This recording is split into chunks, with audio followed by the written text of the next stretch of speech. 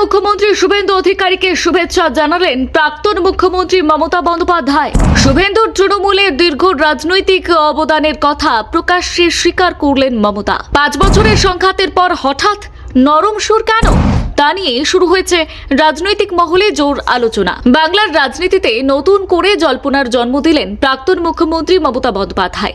বিধানসভা নির্বাচনে পরাজয়ের পর এতদিন তিনি মুখ্যমন্ত্রী শুভেন্দু অধিকারীকে প্রকাশ্যে শুভেচ্ছা জানাননি। এমনকি শুভেন্দু মুখ্যমন্ত্রী হিসেবে শপথ গ্রহণের পরেও তার তরফে কোনো শুভেচ্ছা বার্তা সামনে আসেনি। তবে সেই নীরবতা ভাঙল শনিবার।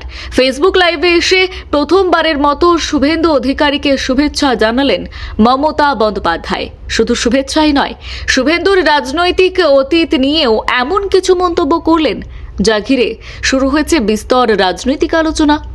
ফেসবুক লাইভে বক্তব্য রাখতে গিয়ে মমতা বলেন, যিনি আজ মুখ্যমন্ত্রী হয়েছেন তার জন্য তার অনেক শুভেচ্ছা রয়েছে।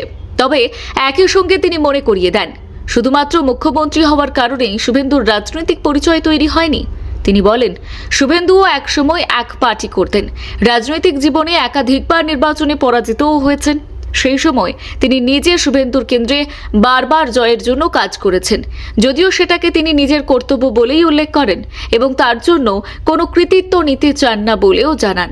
এরপর শুভেন্দুর তৃণমূলে দীর্ঘ রাজনৈতিক পথ চলার কথাও তুলে ধরেন মমতা বন্দ্যোপাধ্যায়। তিনি বলেন, শুভেন্দু প্রায় 10 থেকে 11 বছর তৃণমূল কংগ্রেসে বিধায়ক এবং মন্ত্রী হিসেবে দায়িত্ব পালন করেছেন। কখনো পরিবহন দফতর, কখনো সেচ দফতরের দায়িত্ব সামলেছেন। একাধিক জেলার সাংগঠনিক দায়িত্বও তার কাঁধে ছিল। জেলা পরিষদ, গ্রাম সভা এবং পঞ্চায়েত ব্যবস্থাকে শক্তিশালী করার ক্ষেত্রেও তিনি গুরুত্বপূর্ণ ভূমিকা পালন করেছিলেন বলেই উল্লেখ করেন মমতা। তার কথায় এই সমস্ত বিষয় নিয়ে তিনি খুব ভালোভাবেই জানতেন।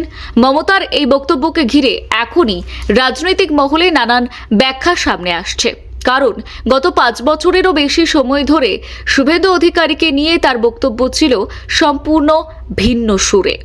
আর দুই নেতার মধ্যে রাজনৈতিক সংঘাত ছিল একেবারে প্রকাশ্যে। সেই প্রেক্ষাপটে হঠাৎ করে শুভেন্দুর অতীত অবদানকে স্বীকার করে নেওয়া অনেকের কাছে তাৎপর্যপূর্ণ বলেই মনে করছেন। রাজনৈতিক পর্যবেক্ষকদের একাংশের মতে এই বক্তব্যের মাধ্যমে মমতা কার্যত স্বীকার করে নিয়েছেন যে তৃণমূল সংগঠন গড়ে তোলার ক্ষেত্রে শুভেন্দু অধিকারীর গুরুত্বপূর্ণ ভূমিকা ছিল, আর সেই কারণেই অতীতে তাকে দলের গুরুত্বপূর্ণ দায়িত্ব দেওয়া হয়েছিল। অনেকের মতে অতীতের সেই সম্পর্কের কথাই স্মরণ করিয়ে দিয়ে মমতা হয়তো নতুন রাজনৈতিক সমীকরণের একটি বার্তা দিতে চেয়েছেন।